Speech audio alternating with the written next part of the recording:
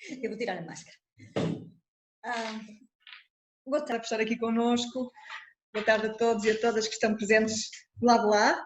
E está um grupo aqui na sala de investigadores do CEUM que facilita e nos coloca um pouquinho mais em relação uns e umas com as outras. Ora bem, estamos na segunda parte da nossa Masterclass. A primeira parte foi um ateliê de escrita criativa com a Renata Fleiban. Estamos agora com o professor Paulo Medeiros e eu começo por lhe agradecer. É uma situação que, enfim, é muito, neste momento já não é inusitada, não é? É o que nos está, enfim, a suceder constantemente, mas estava previsto o professor Paulo Medeiros estar connosco presencialmente e teria sido maravilhoso. Será igualmente maravilhoso assim, tenho a certeza, e fica prometido uma próxima viagem, logo que seja possível, esperemos que não seja daqui a muito tempo. O professor Paulo Medeiros irá falar de uma variedade de narrativas, chamemos-lhe assim, não vou estragar o segredo e a surpresa dizendo quais são. O título da Masterclass é, em português, Do Pertencer, Dentro, Fora e Diante da Lei.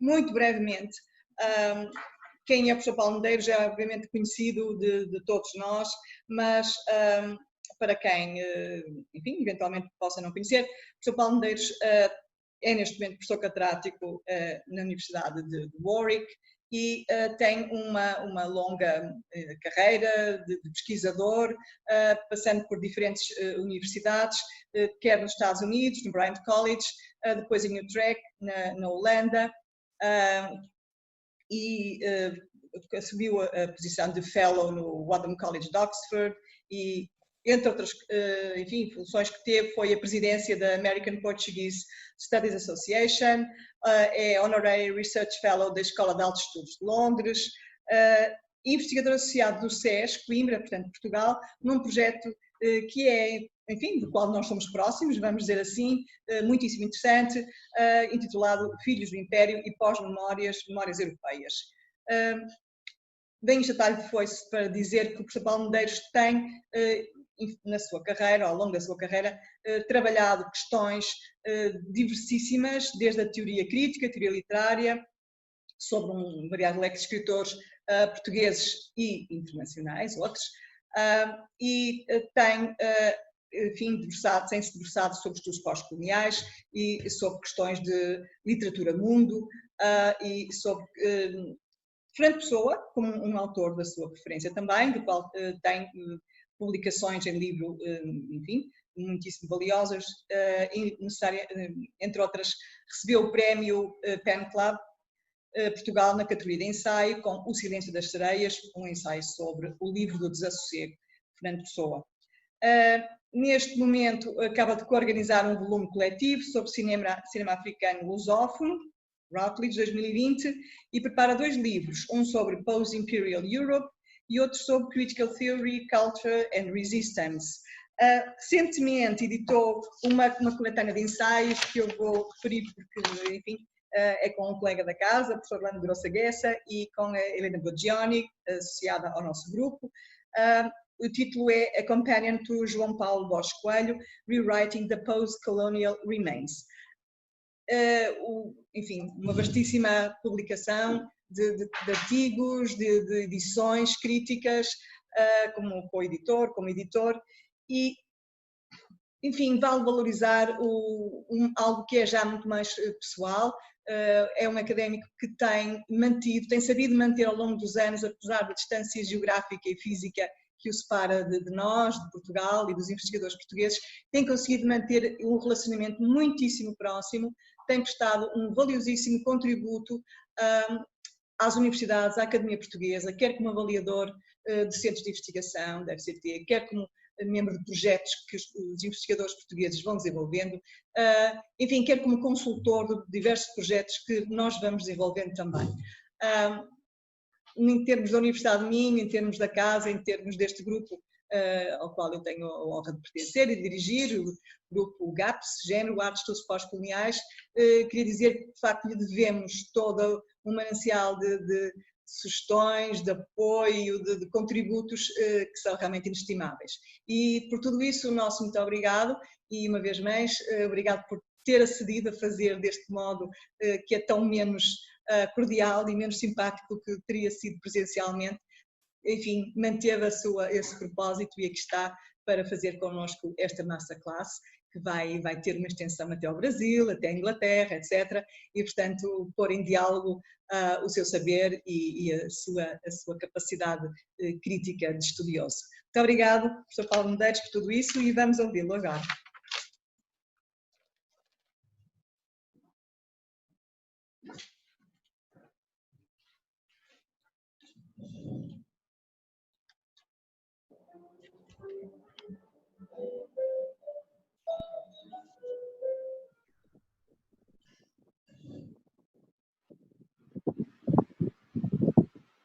Estão-me a ouvir?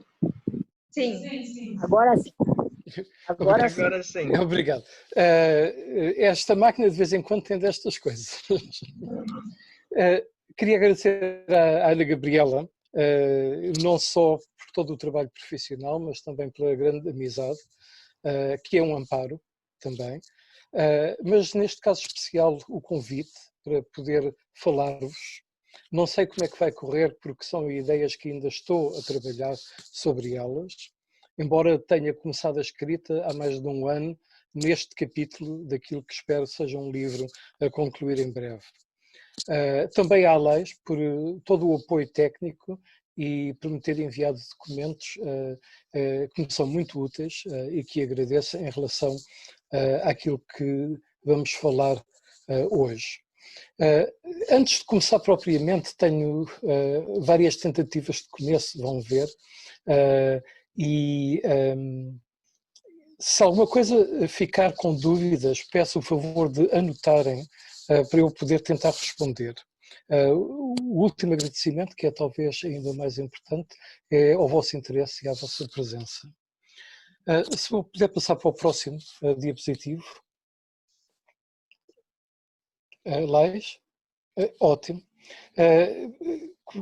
Não começo por pedir desculpa, mas sei que estou a infligir,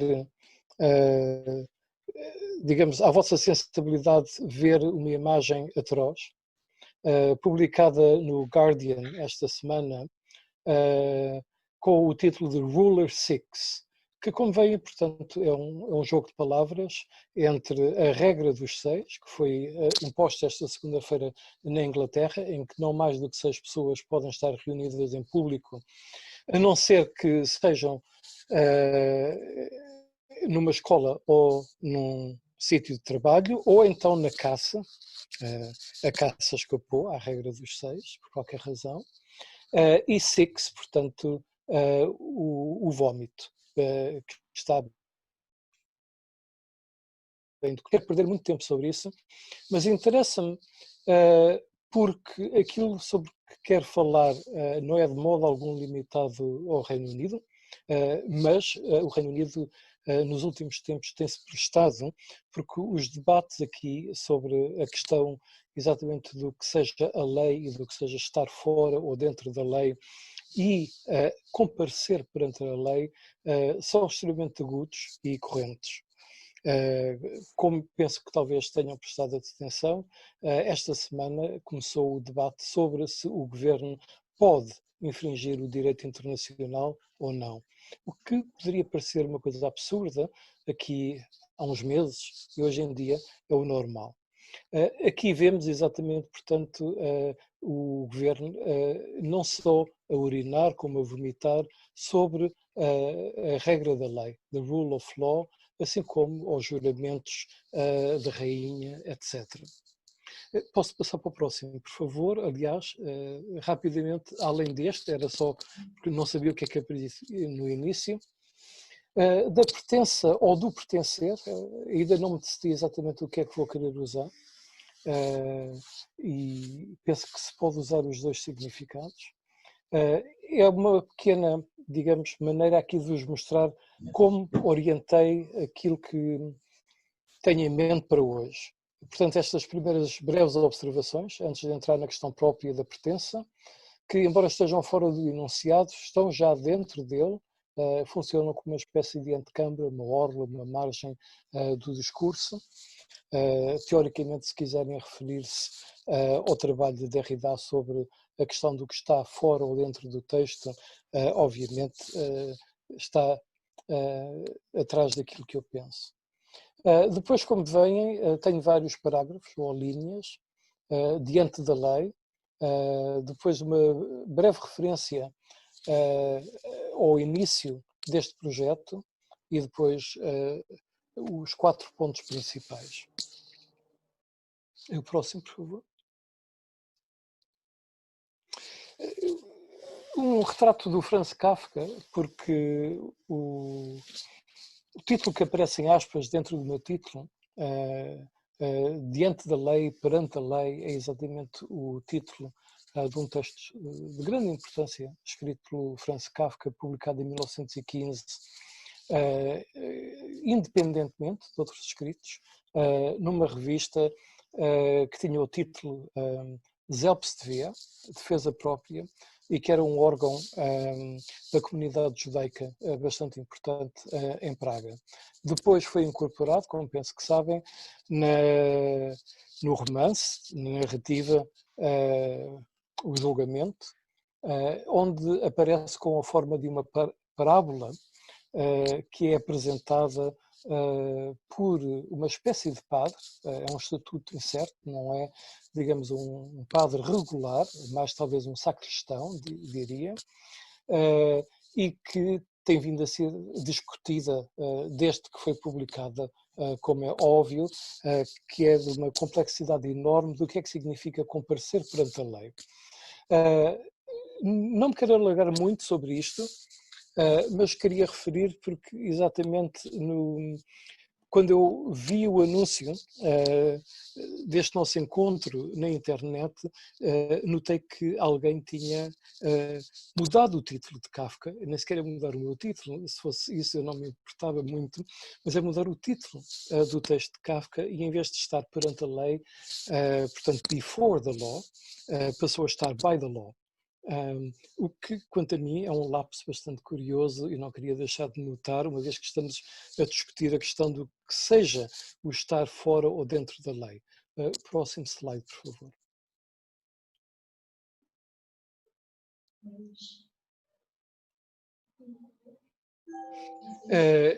E passo já para o próximo, era só, tenham aí, se quiserem depois verificar o texto no original, o texto seguinte deverá ter a tradução portuguesa e peço que passemos para o próximo slide.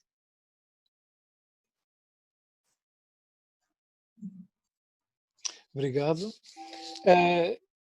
Isto é simplesmente o início, o texto em si não é muito longo, estamos a falar de umas 2 páginas, mas penso que é importante verificarmos aqui que temos, portanto, este confronto entre 2 personagens, o homem do campo e o guarda, o porteiro, traduções, que não deixa o homem do campo ter acesso à lei. A lei que aparece como uma coisa abstrata, como um edifício, como um tribunal, como um julgamento, como a face de Deus. Há muitas interpretações. E eu chamo a atenção porque este guarda, ele próprio, está fora da lei, não é? Ou seja, ele não está dentro do edifício, ele está à porta do edifício, para não deixar entrar ninguém, mas ao mesmo tempo está já no limiar da lei, porque ele está metido dentro da lei, ele faz parte da lei. E, portanto, Kafka inaugura todo o jogo de problemas que eu desejo abordar de uma maneira muito seminal. Posso passar para o próximo, por favor? No início daquilo que eu penso seria o capítulo que eu desejo concluir em breve, tenho uma epígrafe, porque eu necessito sempre de uma epígrafe para poder depois tentar escrever um texto que lhe corresponda. É digamos, um vício, talvez, meu, um vício intelectual. E tenho, portanto, uma epígrafe retirada do texto famosíssimo de Adorno, que é a Minima Moralia, as reflexões sobre uma vida danificada, em que ele, portanto, fala sobre a questão da integração e diz que a integração revela-se, não é? No fim de contas, como sendo uma ideologia designada para desintegrar os grupos de poder que se exterminam uns aos outros.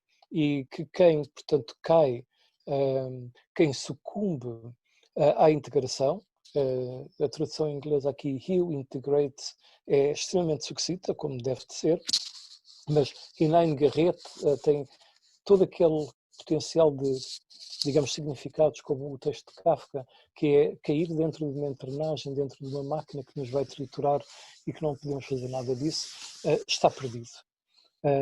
E eu penso que é uma epígrafe que nos deve fazer pensar exatamente em que situação é que estamos hoje em dia, quando falamos em integração e não integração, qual é o custo da integração. O Reino Unido, neste momento, gosta de dizer que a União Europeia está a tentar dar cabo do Reino Unido, como ainda estamos na terra dos unicórnios, não é? Essas coisas podem ser ditas assim em público, sem que aconteça nada, mas, ao mesmo tempo, penso que os comentários dos jornalistas e intelectuais ingleses não deixam margem de dúvidas, não sei eu que me pronuncio sobre isso, de que o atual governo está exatamente a pôr em risco qualquer integridade do Reino Unido. Penso que a questão da independência da Escócia e até mesmo da Irlanda do Norte ou do país de Gales deixou de ser uma coisa abstrata e de modo algum está reduzida a um interesse nacionalista hoje em dia. Passou a ser uma ânsia de muitos democratas também.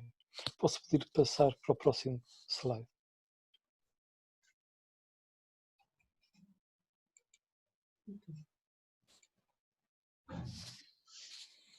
Não vou ler, fica só aí. Este apontamento para o Major Tom é uma coisa que, digamos, me coloca exatamente na minha geração. Eu nasci em 1958. E é uma tentativa de explicar onde situo este meu texto, para quem tenha interesse sobre essas coisas. Aquilo que não consigo fazer hoje é falar, mas talvez nas perguntas possamos fazer isso, sobre o filme da Maria de Cardoso e Yvonne Kane, que é um filme extremamente importante exatamente sobre a questão do que é estar fora ou dentro, ser incluído ou excluído de uma sociedade, neste caso africana, neste caso Moçambique. E também coloca, digamos,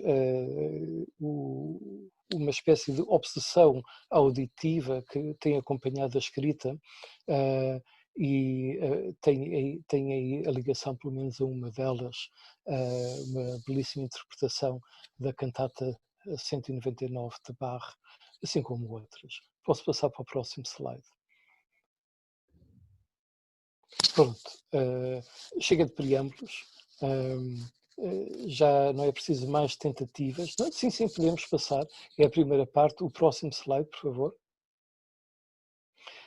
Isto é um dos cartazes da representação recente do outono de 2019 da peça Rei João, Vida e Morte do Rei João, mais conhecida por King John, no teatro aqui em Stratford-upon-Avon, onde tenho, digamos, a sorte de viver, e que quero falar sobre isto quando chegarmos para o fim, mas desde já está no início. Eu tinha escrito grande parte do texto antes de ver a peça. Quando a peça foi estreada aqui, fiquei muito curioso e penso que não só é um sinal dos tempos, mas como uma maneira muito importante de refletir sobre, digamos, a atualidade, um texto canónico e não canónico ao mesmo tempo, como é esta peça do Shakespeare.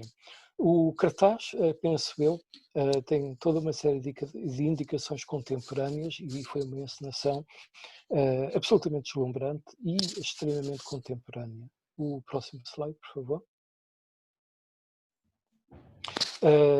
Isto foi a primeira vez que eu fui ver, tive a possibilidade de ver 2 vezes, não consegui ver mais vezes porque entretanto o teatro fechou, continua fechado.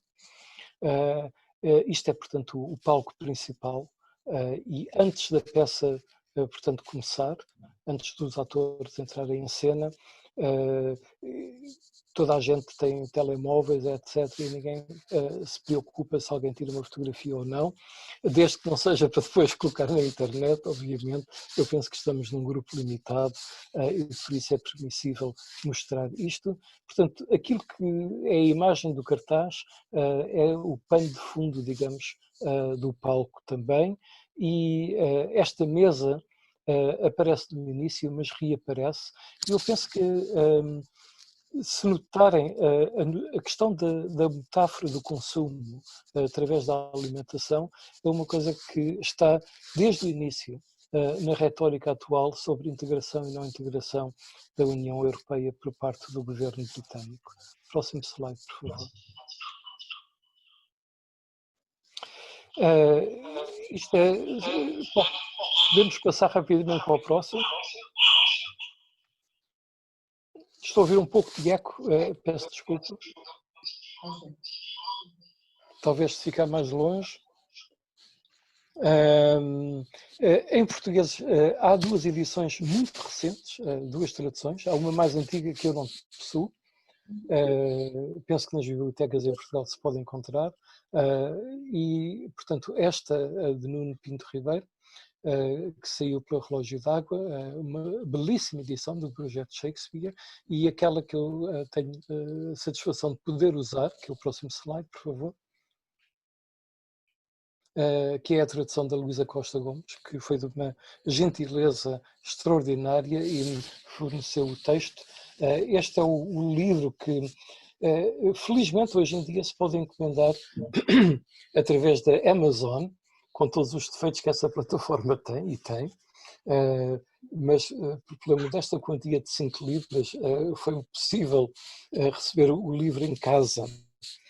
Não tem uma grande apuração gráfica, obviamente, mas é extraordinário ter esta possibilidade, e aqui os meus agradecimentos à Luísa, que me enviou este texto e alguns outros. Próximo slide, por favor.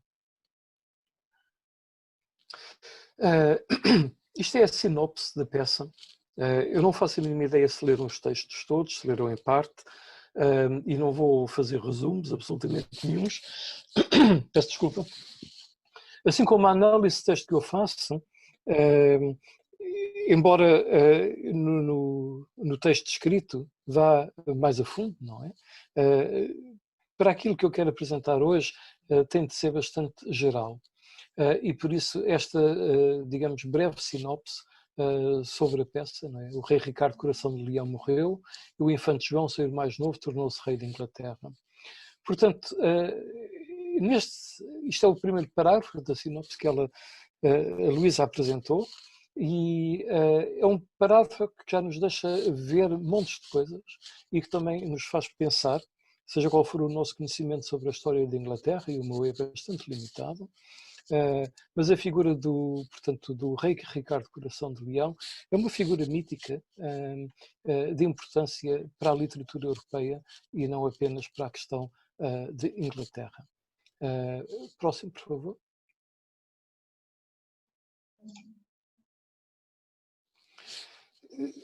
Uma citação. Por mais que eu resista, é sempre preciso ter um bocadinho de citação do texto. Isto é a voz, portanto, do Filipe, do bastardo, que depois se virá a chamar Ricardo, com, portanto, o nome do pai, e em que ele diz, portanto, faz esta observação de que, portanto, é um mundo louco, que os reis são loucos e que a composição é louca. A composição tem vários sentidos, obviamente, incluindo o próprio texto de Shakespeare. O que vem aqui é simplesmente uma breve tabela de pontos que eu desejo desenvolver nesta parte.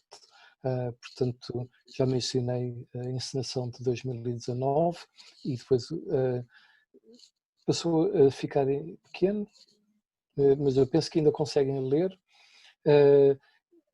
As várias questões, não é, que aparecem aí são aquelas que eu desejo ter em mente à medida que avançamos. A questão de o que significa pertencer, para mim, será, digamos, o fio condutor, e neste caso temos o que é a filiação e o que é o desterro.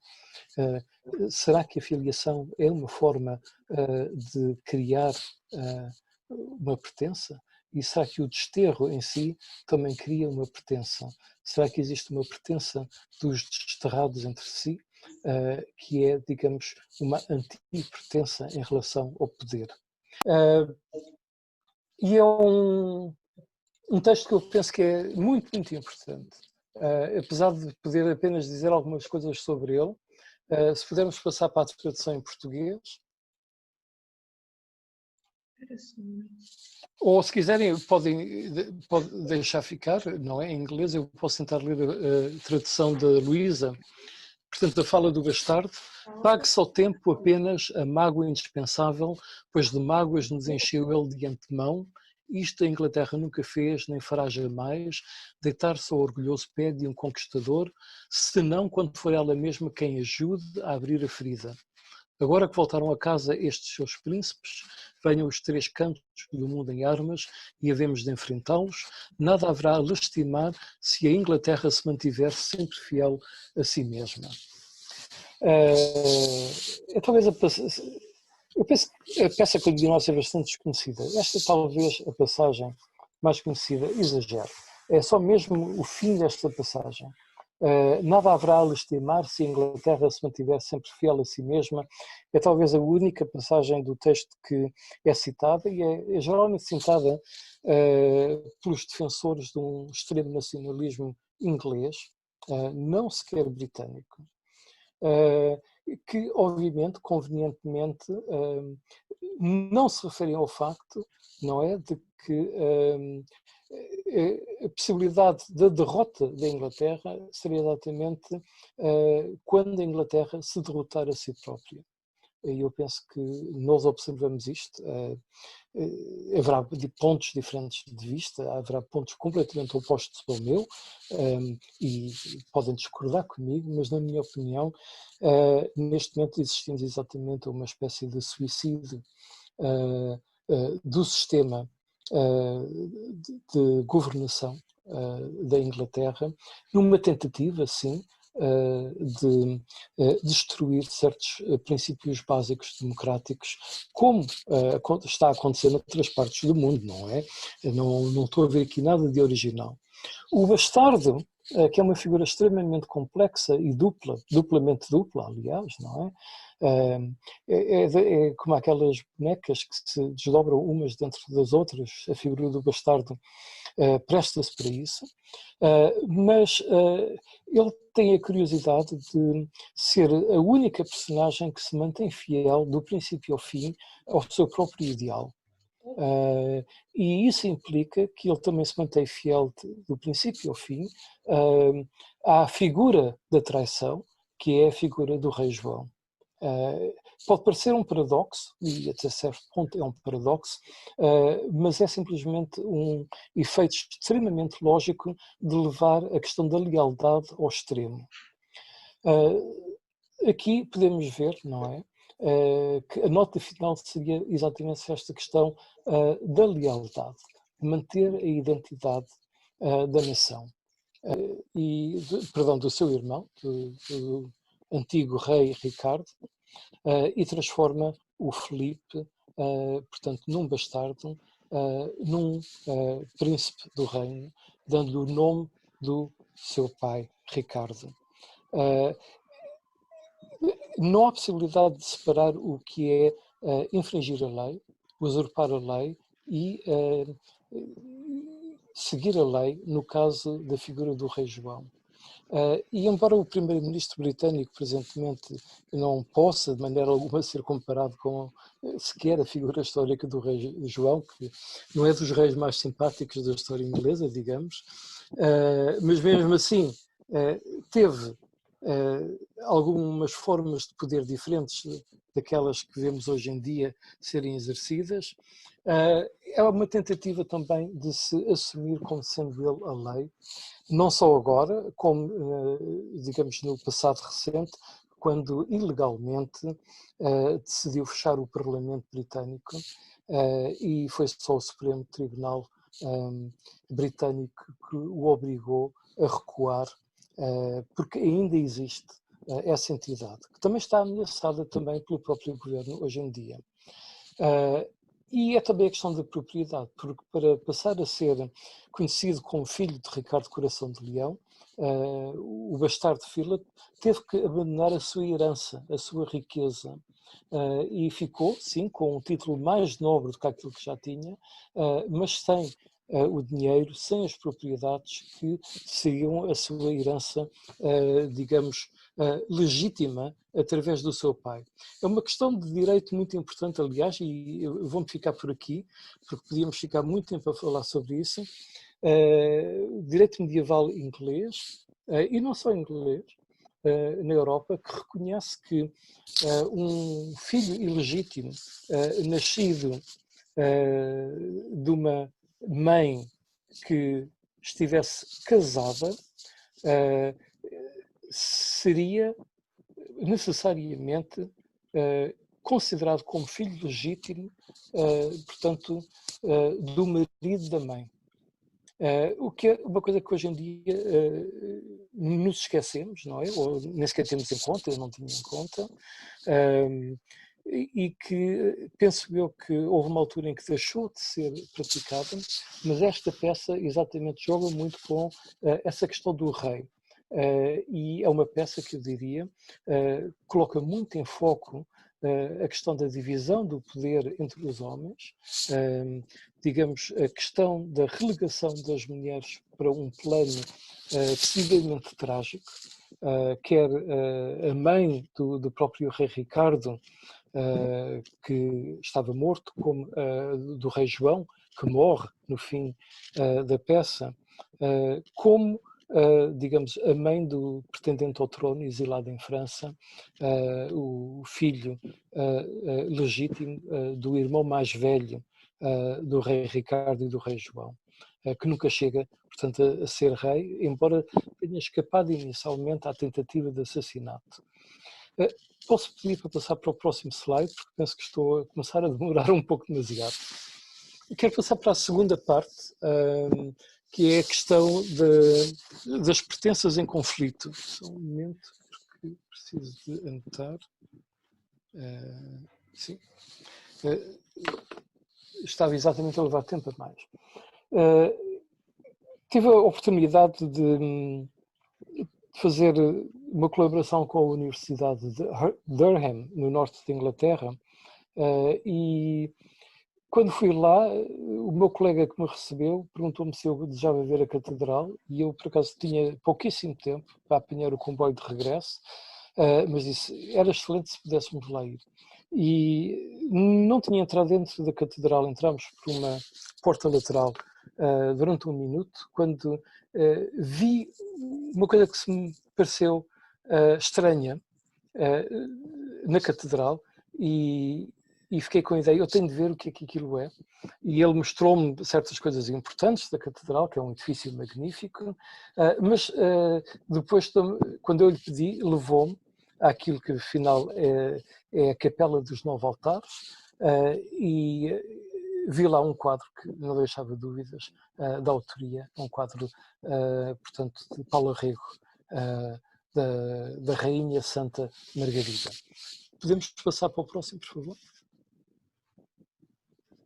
É só uma imagem da catedral, passamos à frente.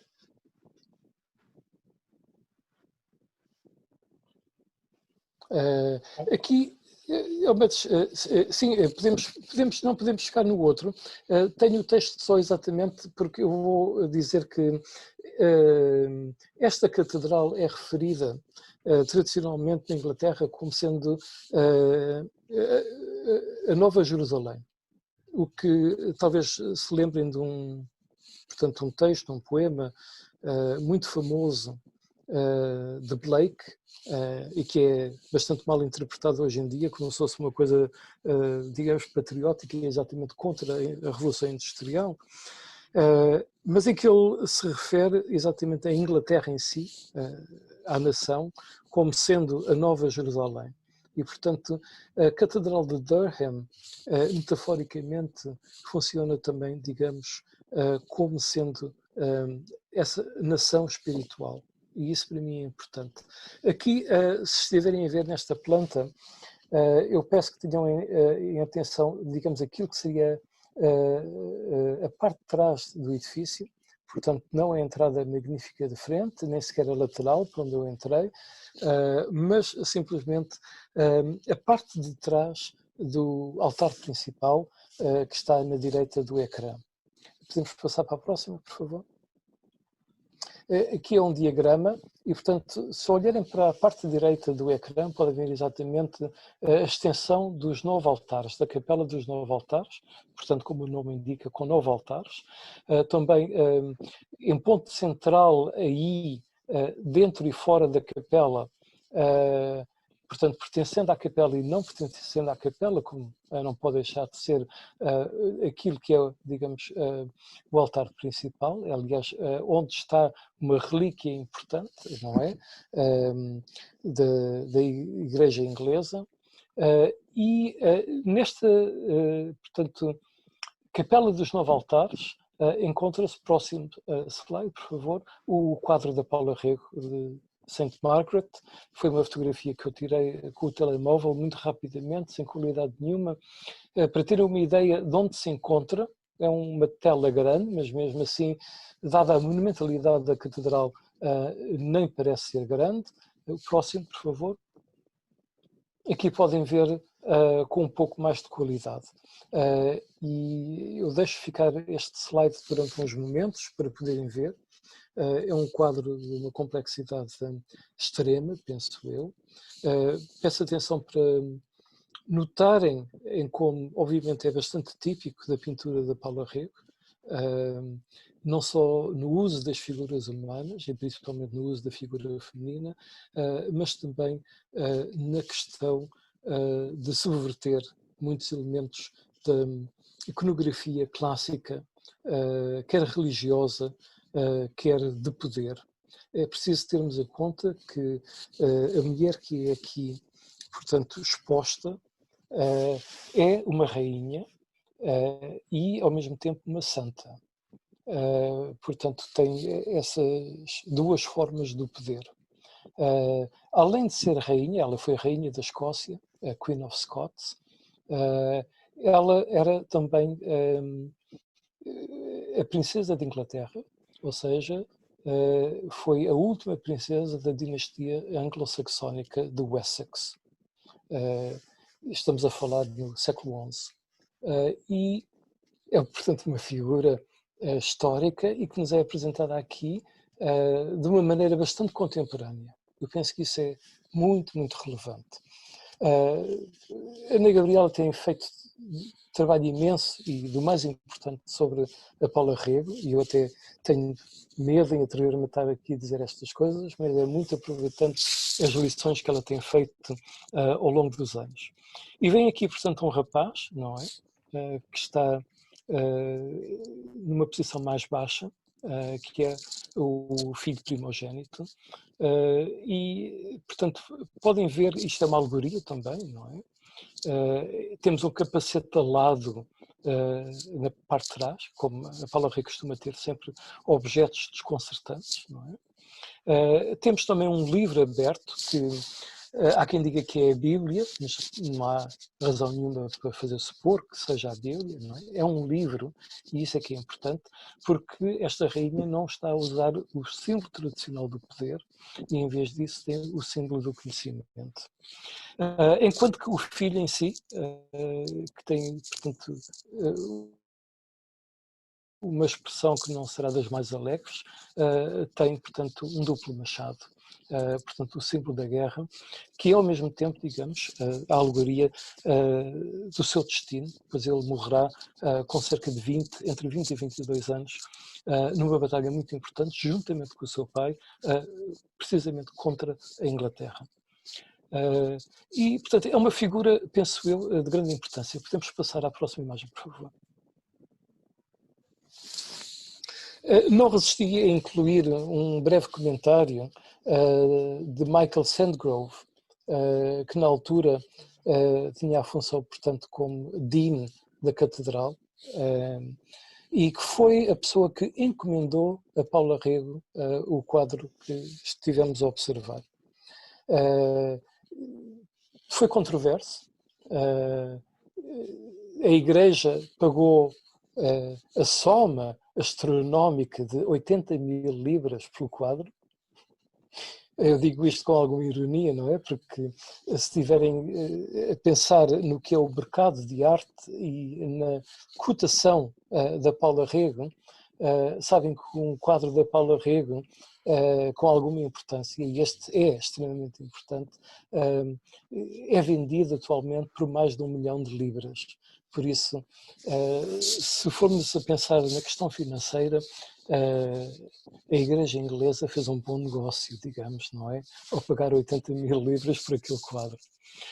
Mas aqui eu penso que podem ver exatamente uma tentativa de interpretação por parte de uma pessoa que aprecia muito a arte da Paula Rego e que nos indica, portanto, aqui várias coisas em relação à rainha, incluindo a questão da Via Dolorosa. É talvez uma Via Dolorosa, mas eu referia-me preferivelmente à questão de ser uma Mater Dolorosa. E aí poderíamos ir para a Cristeva, etc. Sandgrove termina este breve comentário, bom, eu continuo, eu só apresentei aqui um pedacinho, não é? Dizendo que her story strikes a very contemporary note, e esta nota contemporânea é o que me interessa. Próximo slide, por favor.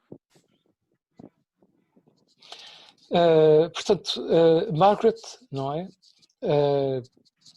Como exilada, nascida na Hungria, filha de Edward the Exile, e aí peço que prestem atenção que o título do seu pai, portanto, que deveria ser o rei da Inglaterra, e que foi exilado para não ter sido assassinado para a Hungria e que andou, digamos, pelo leste da Europa, pensemos bem, século XI, não é? E que quando acaba por regressar à Inglaterra com Margaret, ainda criança, não é? Adolescente, ele regressa com a promessa dos nobres ingleses de que finalmente vai ter direito à sua herança, vai ser coroado rei de Inglaterra, como é o seu direito. E aquilo que acontece é que assim que desembarca em Inglaterra é envenenado. É uma história contemporânea também, digamos, não é? Temos várias vezes nos jornais casos desses. E, portanto, Margaret tem de portanto, se refugiar e refugia-se precisamente na Escócia, um país amigo, mas ao mesmo tempo rival, e de uma maneira bastante aguda, da Inglaterra, e passa a ser, portanto, casa-se com o rei escocês e passa a ser a rainha escocesa. Teve 8 filhos. Peço desculpa, enganei-me há pouco, não é? Não foi este o David, foi o Edward que morreu com o pai na batalha de Alnwick, e o David foi exilado, ele próprio, ao contrário da mãe, que tinha sido exilada a segunda vez. Bom, a primeira ela nasceu na Hungria, não é? Mas quando foi exilada da Inglaterra para a Escócia, e o filho é exilado da Escócia para a Inglaterra para evitar que pudesse assumir o trono da Escócia e que causasse problemas ao rei da Inglaterra. Como estão a ver, são duplicidades daquilo que significa pertencer a um país, pertencer a uma dinastia, pertencer sequer, digamos, a uma família que se multiplicam e desdobram. O próximo, por favor.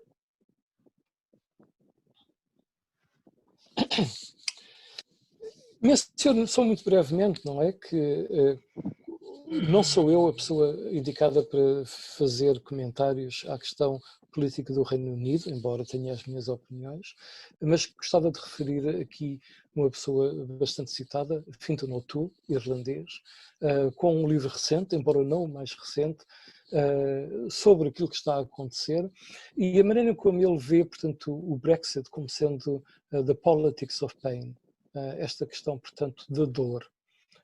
Que é uma dor que, digamos, pelos vistos, está a ser infligida e ao mesmo tempo sofrida pelas várias camadas da sociedade e não apenas uns sobre os outros.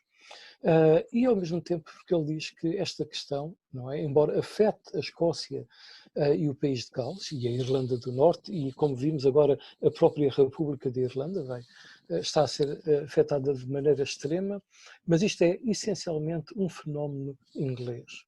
E de certo ponto temos isso já com a questão da rainha Margaret também. Próximo slide, por favor. Aqui é uma citação da Ana Gabriela, e não resisti a isto, porque penso eu que é muito importante ter em conta a maneira em como a Ana Gabriela trabalha a questão da subversão na Paula Rego, a questão da Paula Rego, ela própria ser, digamos, uma exilada, não é?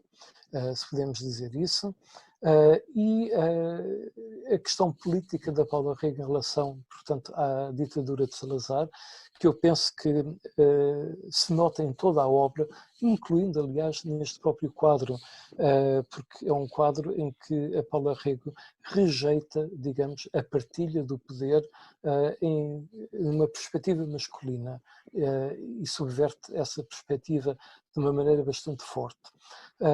Podemos passar para o próximo, por favor? O quadro da Paula Rego não é pacífico e as reações foram tudo menos pacíficas, não é? Jonathan Jones é o crítico de arte do Guardian e, como tal, tem uma certa autoridade, não é? E é uma pessoa com um vasto conhecimento da arte contemporânea e da história da arte.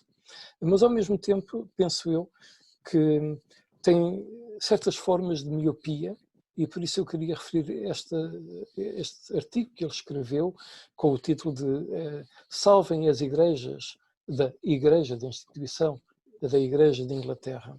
E peço que notem que ele usa exatamente a questão da Catedral de Durham, onde ele diz que está cheia de um número surpreendente de trabalhos de arte, de obras de arte contemporâneas, estátuas, portanto, outros elementos e até um quadro de Paula Rego. É até um quadro da Paula Rego. Bom, Jonathan Jones não é contra a Paula Rego. Jonathan Jones, aliás, inclui a Paula Rego, não a exclui, como sendo um dos principais pintores britânicos.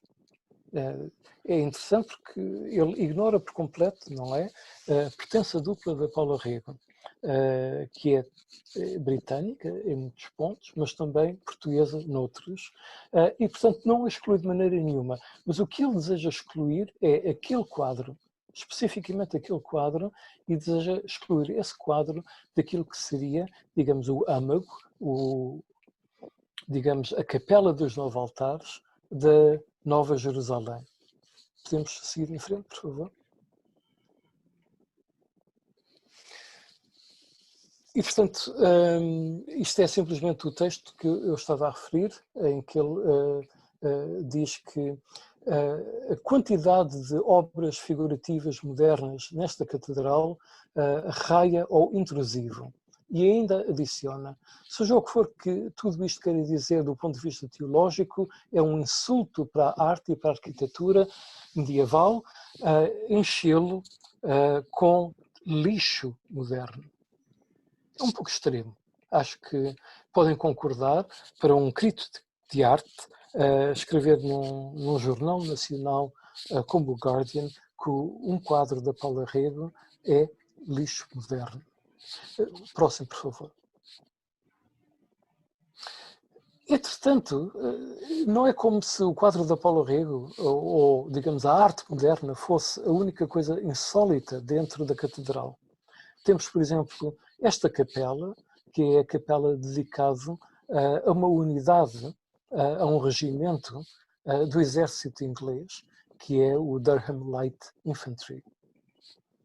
E que, portanto, está cheia de símbolos e placas militares. E onde se performam muitas atividades relacionadas com a comemoração e a celebração das guerras em que o Reino Unido tem participado. Próximo, por favor. Naquela imagem viram, portanto, o Union Jack, é importante. A catedral também é um sítio de acolhimento para a Associação dos Mineiros. Há uma história extremamente importante de mineiros, exatamente em County Durham, e eu queria usar isto aqui só para exemplo, portanto, de uma daquelas coisas que se encontram na catedral e que talvez o Jonathan Jones se refira como sendo o lixo moderno, e temos aqui, portanto, em honra de dois homens, vem ali o retrato deles, não é? Realista, moderno, para não dizer outras coisas, mas queria também prestar atenção à legenda, em que se lê que eles são Men of Merit, e que isto é a história da lealdade. Portanto, esta questão exatamente da pertença masculina é bastante forte na catedral. O próximo, por favor. Assim como outra tapeçaria dos mineiros, de novo com homens, e com esta legenda They being dead, yet speaketh. Embora mortos, eles falam. Portanto, esta transmissão da tradição, portanto, masculina, e eu queria notar que temos aqui dois opostos. Se o exército ainda pode ser encarado talvez como representante de uma certa forma de poder, de uma elite, até de um imperialismo inglês, já a Associação dos Mineiros seria o seu oposto. São exatamente os oprimidos, a classe operária, que sofreu maior exclusão possível, não é? E, portanto, esta inclusão simbólica na catedral é uma conquista importante, não estou a menosprezar nada, mas é só feito possível através, digamos, de uma ênfase na questão da masculinidade, uma masculinidade excessiva até no serem men of merit. Próximo, por favor. Ora, eu parto do princípio, não necessitam de ler o texto em inglês, faz parte do capítulo, e eu tento apresentar em português muito brevemente que aquilo que me interessou ver nesta segunda parte foi exatamente a questão da pertença como sendo um conflito a nível internacional, nacional, familiar e individual. Lançar a ideia, a sugestão, de ver a presença de Saint Margaret como sendo a presença de uma Mater Dolorosa acima de ser a de uma rainha ou de uma santa.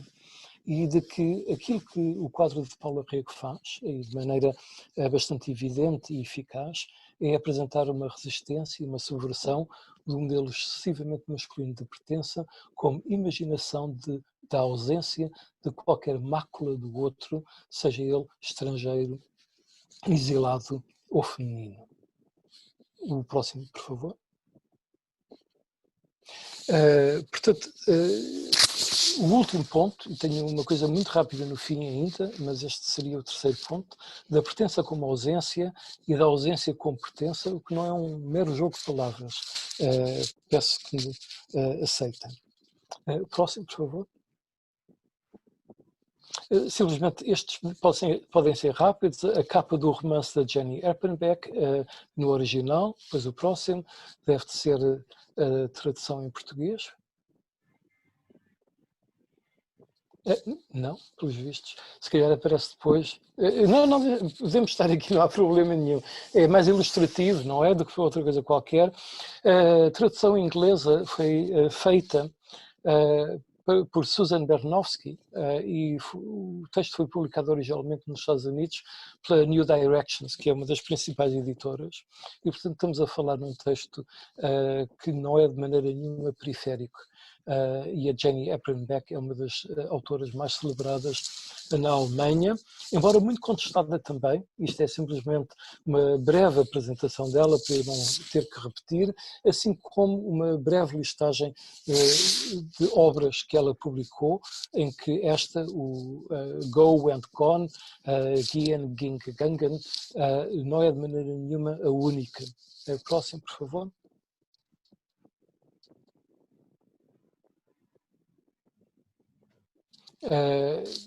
Portanto, a capa da edição em inglês, que não tem, digamos,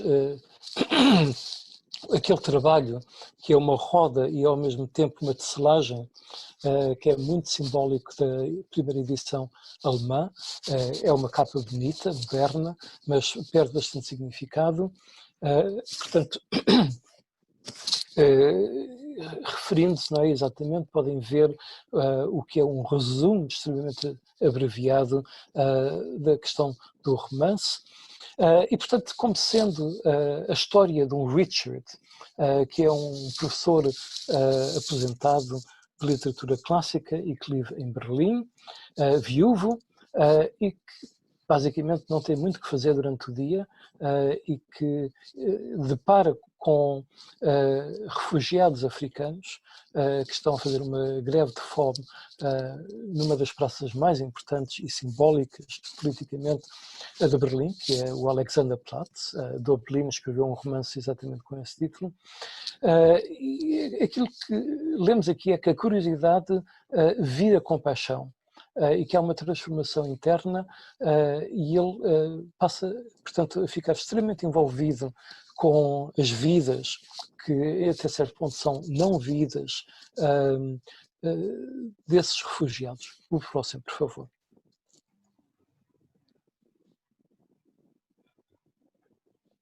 A questão dos refugiados na Alemanha e na Europa, penso eu, é extremamente marcante.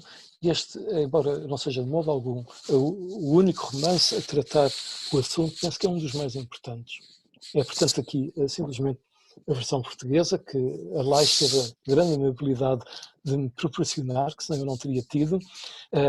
Eu tive receio na altura, quando era para estar convosco, de fazer encomendas através da internet, porque já me aconteceu às vezes ou não chegar. Tenho uma, por exemplo, agora há mais de um mês que não me chega, apesar de vir da Inglaterra ou então de Portugal, podem levar às vezes um tempo imenso.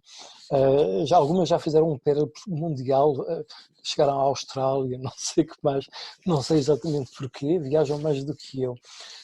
Portanto, muito útil para mim poder usar a tradução em portuguesa, que penso que é bastante feita. Próximo, por favor. Recepções variam muito.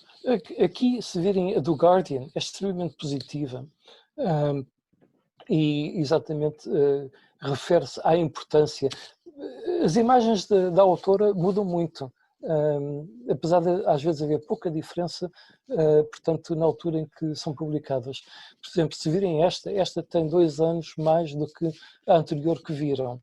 E eu tenho algumas em que, aí penso que sim, será de propósito, editoras ou pessoas que organizam eventos usam fotografias dela ainda bastante jovem, diria eu, na casa dos 20, que não se coadunam, obviamente, com a pessoa que ela é agora. Mas, portanto, a importância da maneira em como este texto humaniza os refugiados, porque uma das questões exatamente é de que os refugiados são cada vez mais vistos como não sendo seres humanos.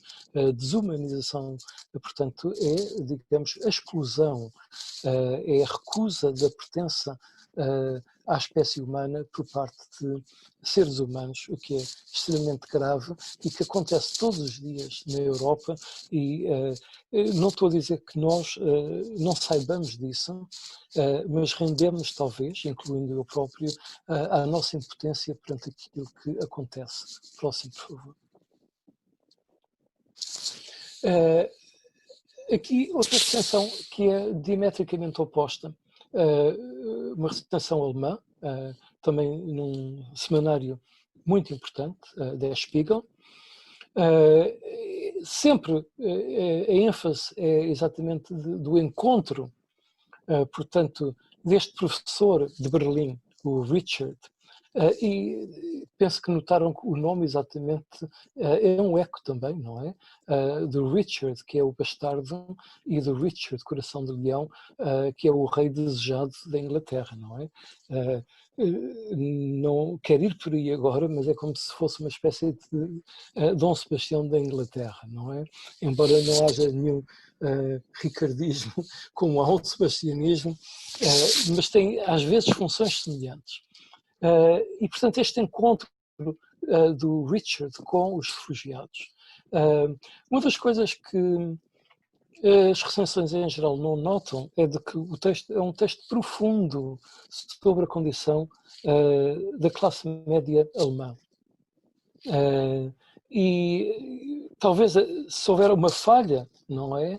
É de que a Jenny Erpenbeck dirige-se principalmente a essa classe média liberal alemã e dirige-se aos seus preconceitos, às suas ignorâncias e também, digamos, à sua vontade de construir um mundo melhor.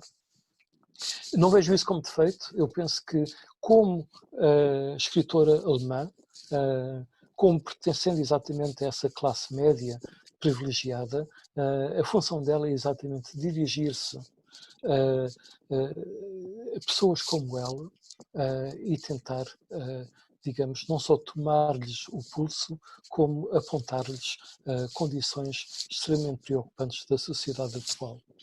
O próximo, por favor, só para dizer, podemos começar a passar, mas só para dizer de que aquela recepção alemã é negativa. E acha que Jenny Erpenbeck está a usar os refugiados como uma plataforma, o que é uma posição que eu não posso partilhar de modo algum. Em Portugal fiquei com curiosidade quando soube que estava a ser traduzida e fui procurar, e isto é uma recensão de um órgão da imprensa nacional, de que eu em geral evito mencionar, por razões ideológicas, que é o Observador.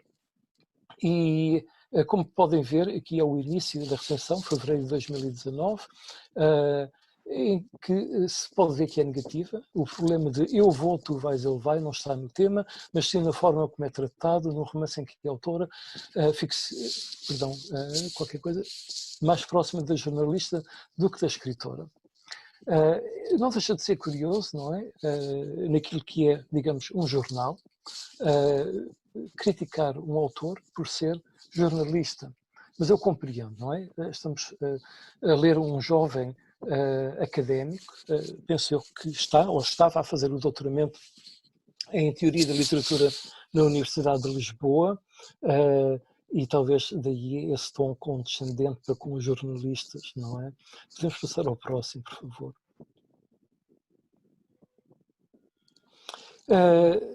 Penso que vale a pena ler isto, até porque o texto de Erpenbeck é extremamente complicado e talvez possamos falar mais sobre ele, além daquilo que eu quero dizer ainda, nas perguntas, mas pensei, talvez melhor focar exatamente os pontos principais da crítica portuguesa.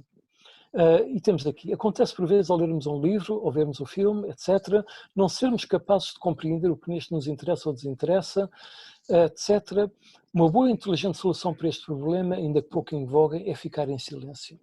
E sei que é um bocadinho de maldade, mas a mim apetecia-me dizer que temos aqui um ótimo conselho por parte da pessoa que escreveu a recensão, mas infelizmente não o seguiu e acabou por escrever a recensão. Próximo, por favor.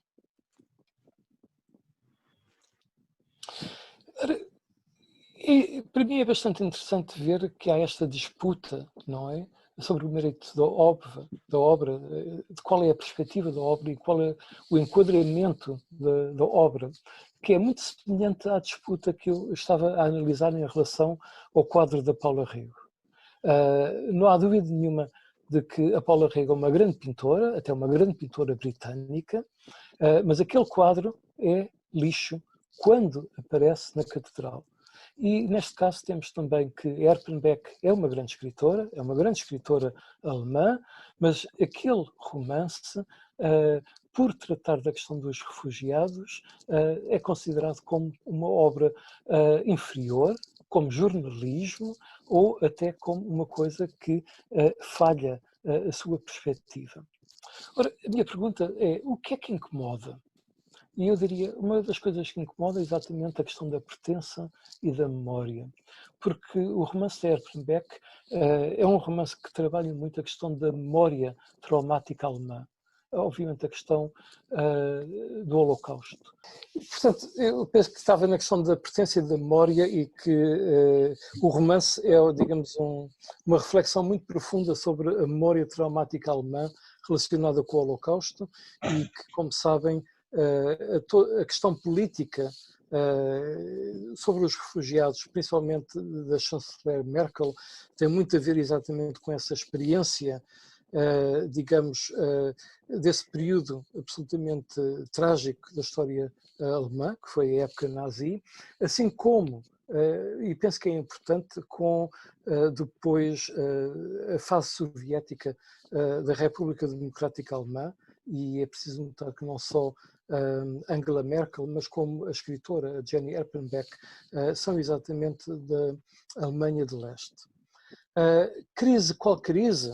É muito rapidamente só para dizer que vê-se muito nas críticas, etc., ao livro, falarem da crise dos refugiados. E não há crise nenhuma de refugiados. O que existe é uma crise da Europa e uma crise da humanidade, uma crise política, uma crise financeira, podia continuar por aí além, não é? Mas eu penso que quando usamos, digamos, essa designação de crise de refugiados, devemos ter muito cuidado porque, sem nos darmos conta, já estamos exatamente a tomar uma certa posição ideológica numa coisa que é extremamente contestada e, quanto a mim, tem a ver exatamente com o que significa ser-se europeu, o que é pertencer, o que é ser-se um cidadão europeu hoje em dia. Portanto, já estou nesta questão da redefinição do que significa ser europeu e baseio-me em muitas coisas, mas um texto fundamental para mim é um texto que apareceu, portanto, no início, não é, do século, praticamente em simultâneo em alemão e em inglês. Eu uso aqui o texto em inglês que apareceu na New Left Review em 2001, que é, portanto, sobre a necessidade da Europa ter uma Constituição. Naquela altura pensava-se que seria possível, hoje parece ser uma coisa longe da realidade, não é? Portanto, penso que encarem isto mais como uma certa utopia política, até do que como qualquer realidade possível. Próximo, por favor.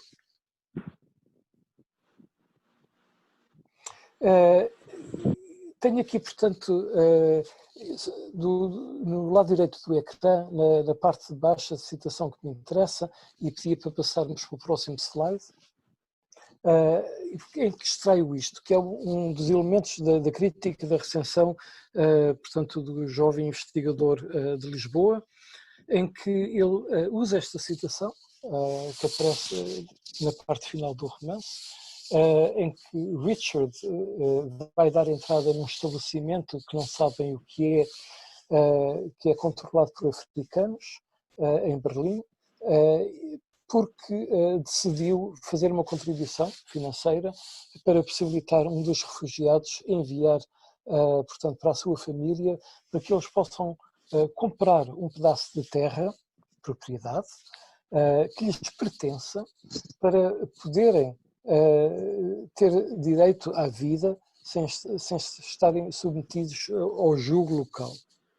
É uma quantia que é bastante grande, digamos, para os destinatários, mas que é uma quantia que não lhe faz grandes diferenças. Digamos, para ele é a mesma coisa de comprar um iPad novo ou uma coisa assim, não é? E eu sei que nem todos estamos dispostos a prescindir de um iPad novo de vez em quando, mas o Richard, como professor catedrático aposentado, certamente não tem problemas financeiros que o inibam de fazer essa contribuição. Não é um sacrifício para ele, penso que é importante que isso fique bastante claro. E, portanto, ele vai fazer essa transferência e entra, portanto, numa parte de Berlim que não só lhe é desconhecida, como lhe é estranha, onde ele não sabe exatamente o que é o quê, e, portanto, vai com o seu acompanhante, o refugiado, e lemos, depois transpõe a soleira, mas o que é interior e o que é exterior. A sala está envolta em névoa ou em fumo, de modo que Richard só pouco a pouco consegue distinguir qualquer coisa. Acho muito bem esta frase ter sido, portanto, esta passagem ter sido levantada na recensão, porque é exatamente uma passagem bastante significante, embora penso eu que a minha leitura é oposta àquela que temos na recensão, porque o que me interessa aqui é exatamente ver em como Jenny Erpenbeck nos faz ver que, afinal, a questão da pertença, da identidade, em termos ontológicos, em termos geográficos, é sempre uma questão bastante complexa, em que, portanto, existe bastante névoa ou fumo, e é muito difícil de se conseguir distinguir as coisas nitidamente. Quem sou eu, quem és tu, a quem é que pertencemos, o que é que me pertence, o que é a minha propriedade, o que é a tua propriedade. E o Richard depois vai ser assaltado por um dos refugiados. Isto não é, digamos, um panegírico aos refugiados, que não são representados como sendo anjos de forma nenhuma, são representados, e penso que isso sim é importante, não como vítimas, mas principalmente como seres humanos. O próximo, por favor. Sim, pode ser a portuguesa, esta só da edição alemã que eu tenho, não é?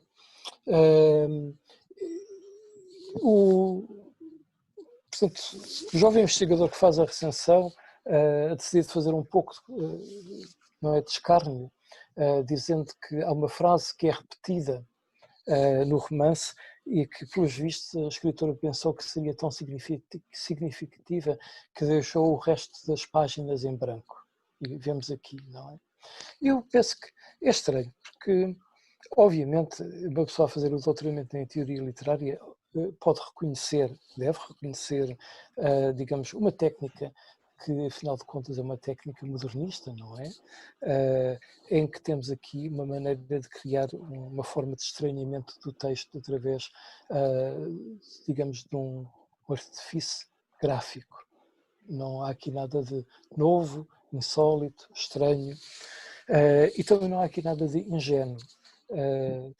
Jenny Erpenbeck coloca isto quase no fim do seu romance, e coloca isto como apresentando uma pergunta que é tão essencial. Para onde vai uma pessoa quando não sabe para onde há de ir? Uma pergunta, portanto, que vai exatamente ao âmago daquela questão da pertença, porque se a pessoa não sabe para onde há de ir, é porque não sabe aonde é que pertence, porque de resto pode estar perdido, mas sabe sempre para onde é que pode ou poderia ir se não estivesse perdido. E que deixa tudo o resto, portanto, como este vazio. E eu penso que é bastante bem conseguido, e vem ao fim na edição original, penso eu, umas 300 páginas. Eu penso que, sim, pode apanhar o leitor de surpresa, mas que é imediatamente reconhecido como um efeito autorial para fazer com que o ponto da importância e, digamos, daquilo que é o caráter insólito desta pergunta, ou deveria ser o caráter insólito desta pergunta, fique reconhecido. Próximo, por favor. Podemos passar, por favor? Retirei esta passagem daquela página, em que esta é do início, em vez de ser o fim. Portanto, estou a fazer ao contrário, não é? Com o King John eu comecei exatamente com o início e depois fui para o fim. Aqui comecei com o fim e estou agora a ir para o início. Isto é o Richard, não é? Que, portanto, a voz narrativa nos diz que ele continuará até ao fim, o fim da sua vida, a fazer aquilo que lhe dá prazer. De cabeça para a sepultura, refletir, ler, etc, etc.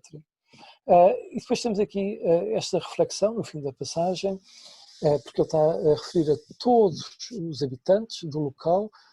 Ele, inclusive, olham com uma certa hesitação para os juncos, para o lago, um lago com 18 metros de profundidade, lindo à superfície, mas que na verdade é um abismo. E que da sua secretária ele também avista o lago. Enquanto o corpo não for encontrado, portanto ficamos a saber que há um morto naquele lago, e levado para a terra, o lago pertence ao morto. Durante todo o verão e o outono está à porta, o lago pertence a um morto.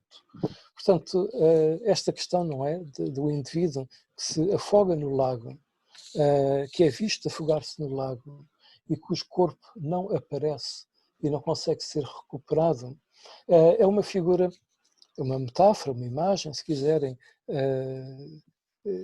bastante forte e que é repetida obsessivamente, é um leitmotiv da narrativa. Constantemente esta referência ao morto e ao lago nos aparece para nos confrontar com duas coisas. Uma delas, como sabemos, é a realidade deste outro lago, um lago não é que é lindíssimo à superfície, mas que na verdade é um abismo e que é o Mediterrâneo, onde temos não só um morto, mas milhares de mortos recentes e parece que o número continua a crescer. Por outro lado, é também esta questão de que enquanto o morto não for levado para a terra, o lago pertence ao morto.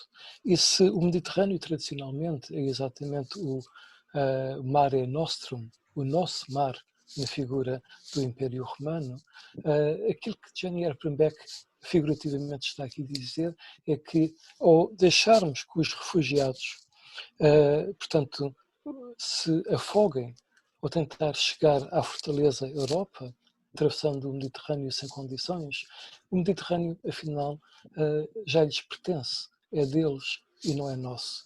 Portanto, esta questão da pertença aqui é bastante importante, penso eu. Próximo, por favor. Simplesmente, referência que não vou ler de maneira nenhuma ao texto do Habermas. Passo para o próximo, por favor. Leio só muito brevemente do princípio, isto é também não bem o fim, mas quase no fim, em que ele diz aquilo que forma, portanto, o âmago comum da identidade europeia é o caráter do processo de aprendizagem doloroso. Volta à questão da mater dolorosa, se quiserem. O aprendimento doloroso porque tem passado tanto como os seus resultados. É a memória que perdura do excesso de nacionalismo e do abismo, que é o mesmo abismo do lago, o abismo moral que empresta aos nossos contributos presentes a qualidade de qualquer coisa de singular. Uma tradução muito tosca, muito rápida, não é? À maneira que estava a ler, mas eu penso que dá para reconhecer, e tem o texto em inglês, obviamente, penso que na maior parte dos casos não necessitam da minha tradução de maneira nenhuma. Podemos passar para o próximo, por favor. Portanto, aquilo que seria não uma conclusão, que não é de maneira alguma, mas uma coda. Uma maneira de voltar ao início, mas já, portanto, assumindo uma série de dados que não tinha no início. Que é, portanto, referir-me nesta última linha ao King John e à questão da performance e às ruínas do poder. O próximo, por favor.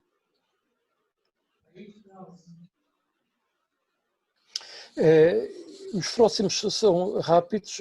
Fiquei muito satisfeito em ver que houve uma encenação, a primeira encenação em Portugal do Rei João, este verão. Eu não tive a oportunidade de ver, mas foi por causa de saber que ia estar, portanto, a ser feita pelo Teatro do Bairro, nas ruínas do Carmo, em Lisboa, que contatei com intercedência extremamente amável e sem a qual não me seria possível, da Ana Gabriela, portanto, a Luísa, e ela me cedeu o seu texto naquela altura e me disse que podia encomendá-lo. Próximo, por favor. Penso que a grafia aí é muito importante, é a questão da escada, da hierarquia também, não é? Portanto, páginas do site que podem ir ver. Próxima, por favor. Isto consegui tirar da reportagem do Jornal da Tarde sobre a encenação. em que podem ver, não dura muito tempo, mas não quero perder um único minuto a mostrar vídeos, não temos tempo para isso. Portanto, temos aqui duas personagens. Chamo só atenção para o facto de que o contraste entre velho e novo, digamos, elegante e, para ser, digamos, um pouco amável, menos elegante, destes dois reis, não é? Reforça a questão da duplicidade, da questão da figura do rei. Passando à frente, por favor. Não sei se já viram, talvez já tenham estado em Stratford upon Avon, como eu disse, onde moro atualmente. Isto é o edifício do Teatro da Real Companhia de Shakespeare. Tem dois teatros. É um edifício novo, havia um antigo que foi demolido há bastante tempo. Este é o edifício, não é, atual. Tem dois teatros lá dentro, os dois são réplicas do Globo. Há uma em Londres também, talvez ainda mais conhecida, embora esta seja a sede da Real Companhia. E, portanto, como o nome indica, são dois teatros basicamente circulares, embora não seja um círculo perfeito. Próximo, por favor. E, portanto, mostra o teatro por dentro, onde a peça foi encenada, como vem nem sequer uma estrutura gigantesca, digamos, do ponto de vista técnico, é de ponto, e a proximidade dos atores para com os espectadores é até bastante grande. Quem esteja sentado aqui nestas cadeiras, digamos, junto ao palco, e como vem o palco estende-se, tem aquelas aulas para a esquerda e para a direita, está em contacto direto com os atores, que muitas das vezes, portanto, usam os espectadores como personagens na encenação, não é? O próximo, por favor. Isto é, portanto, é a apresentação da peça. Convém, aquela sinopse é bastante importante. Leio brevemente aquela linha onde se lê: Ricardo, o coração de leão, está morto. O seu irmão João é rei de Inglaterra. O que pode parecer paradoxo, e obviamente não é de maneira alguma.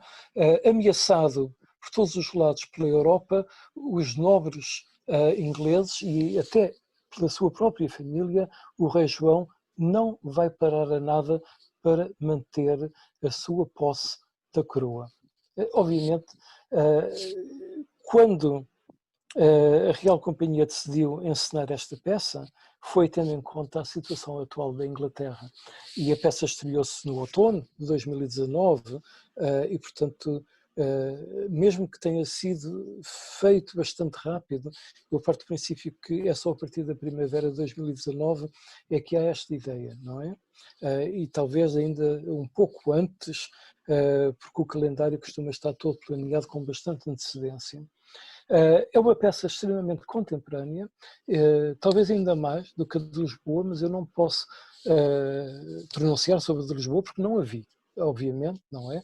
Não sei quais são os seus méritos ou as suas falhas possíveis e de maneira nenhuma arriscaria dizer algo sobre isso. Esta, como a vi duas vezes, posso dizer algumas coisas muito brevemente. O próximo, por favor.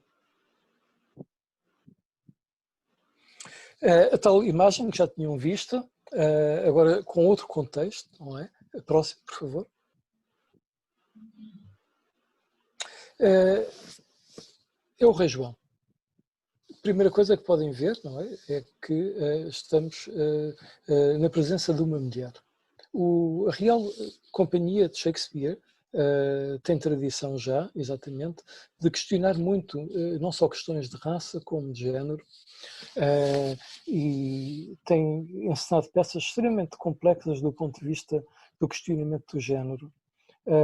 Eu penso que a decisão de ter uma mulher, uma atriz, que é absolutamente excepcional, apesar de ser ainda bastante jovem, como o Rei João, faz-nos ler a peça de uma maneira completamente diferente, sem de maneira nenhuma alterar o conteúdo da peça. E é interessante porque, a seguirmos a linha de um crítico como o Jonathan Jones em relação ao quadro da Paula Rego, isto seria lixo moderno, não é? De certo ponto, tem elementos mais subversivos ainda, diria eu, do que o quadro da Paula Rego, e passa uma série de imagens seguintes, a próxima, por favor, onde penso que isto se pode demonstrar. O vestiário, ao contrário daquilo que eu pude depreender das imagens da RTP sobre a produção portuguesa, é contemporâneo, ou seja, já não é exatamente contemporâneo, estamos a falar anos 80, e permite certas coisas, não é? As peças que vestem são todas alegóricas, por exemplo, aquele casaco de peles ali é porque aquele ator representa a Áustria, enquanto que o bastardo que nos aparece aqui na figura com um casaco que tem umas flores, o casaco é uma alegoria exatamente de Ricardo Coração de Leão, de certos elementos da sua família, não é? Genealogicamente, sobre razão de armas. Próximo, por favor. Mas, como veem, isto é mais ou menos anos 80. E tem música e tem dança exatamente dessa época. Aqui vemos outra dança com o Rei João à frente. A coreografia é muito importante, a música também, tem um elenco musical ao vivo, não é também de primeira. Próximo, por favor. Na questão da subversão, continua, temos aqui o cardeal, a figura do cardeal, que é uma das figuras mais importantes como representantes do poder, porque é a única figura que consegue contestar o poder do rei João, e que podemos dizer que consegue vencer ao rei João, porque o cardeal continua vivo, está ali a tirar ao ar montes de dinheiro, não é? Digamos, a crítica à instituição da Igreja e ao capitalismo é muito importante nesta peça também, enquanto que à frente da cardeal, digamos, está aquilo que poderia parecer como um alguidarzinho, não é? Mas que afinal, sim, embora sendo alguidar, é, digamos, o jazigo do rei João que morre ali. É uma encenação muito gráfica, violenta, digamos, e, portanto, o rei João encolhe-se, não é, na sua morte, e reside ali, portanto, o poder do rei João resume-se a esta imagem. Não é o fim da peça, como sabe, o rei João ainda dialoga com o bastardo, Filipe Ricardo, e depois, digamos, o diálogo final pertence exatamente ao bastardo. Próximo, por favor. Aqui temos a figura do bastardo. Podem ver aqui, talvez, não é? Exatamente o leão heráldico que era dos Plantagenetas e que ainda é mantido, embora com uma representação um pouco diferente, na figura dos 3 leões da atual família real inglesa, embora não seja o único elemento. Próximo, por favor. O colocar o bastardo como, digamos, um ator negro, obviamente também é feito de propósito, porque toda uma questão exatamente sobre a aparência física do bastardo e sobre a sua pertença ou não pertença, a possibilidade da sua paternidade ou não paternidade. E o que é bastante interessante é exatamente que no texto de Shakespeare é toda a questão da beleza do bastardo.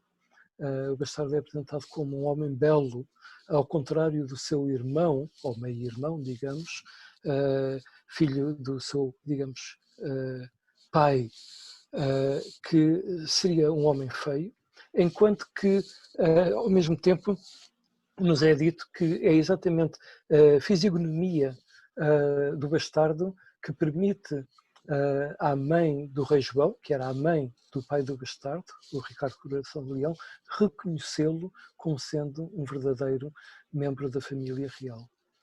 E temos aqui, portanto, a atriz que desempenha o papel de região, um pouco de destaque, porque considero que é uma atriz absolutamente excepcional, a Rosie Sheehy, e uma atriz não só bastante jovem, mas até com, como podem ver, alguma experiência, mas não muita, e ter conseguido, portanto, um papel de extrema importância naquilo que se pode dizer, é uma das mais importantes, se não mais importantes companhias de teatro na Inglaterra, penso eu que é bastante importante.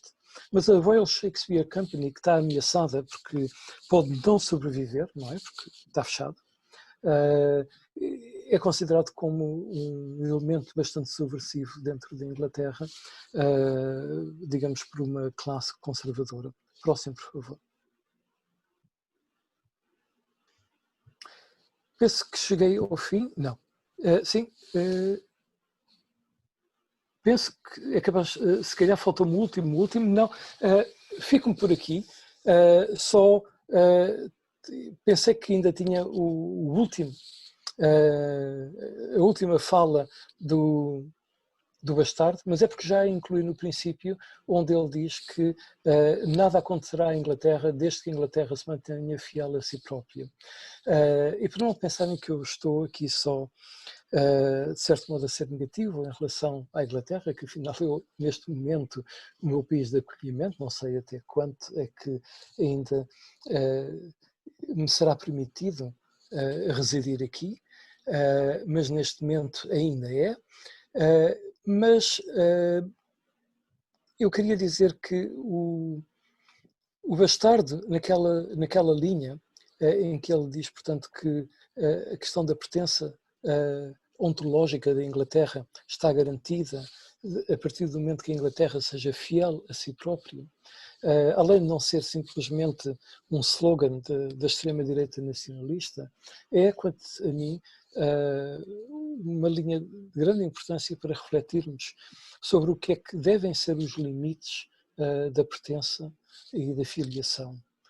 Se temos um extremo, não é, de deslealdade em que um primeiro-ministro se permite ser desleal para com os seus aliados estrangeiros mais próximos, ser desleal para com os membros do seu partido, que ele demitiu em massa, desde que não seguissem a sua linha, a desleal para com o eleitorado, porque ele nos disse, a mim não, que eu não voto aqui, mas ao eleitorado britânico, que tinha tido um triunfo sobre a União Europeia com o tratado que assinou há meses e que agora diz que, afinal de contas, aquele tratado era uma tentativa da União Europeia de usurpar o poder e ameaçar a integridade da nação. Portanto, uma vez que ele ganhou as eleições baseado nessa vitória imaginária sobre a União Europeia, ao dizer agora que afinal de contas não foi uma vitória, mas foi uma derrota, onde é que está, digamos, a legitimidade do poder de tal primeiro-ministro? Mas, obviamente, as deslealdades não param por aí e não são únicas neste país. Penso eu que nos alertam para considerar que a questão do pertencer e do não pertencer é das mais prementes hoje em dia. Muito obrigado pela vossa atenção.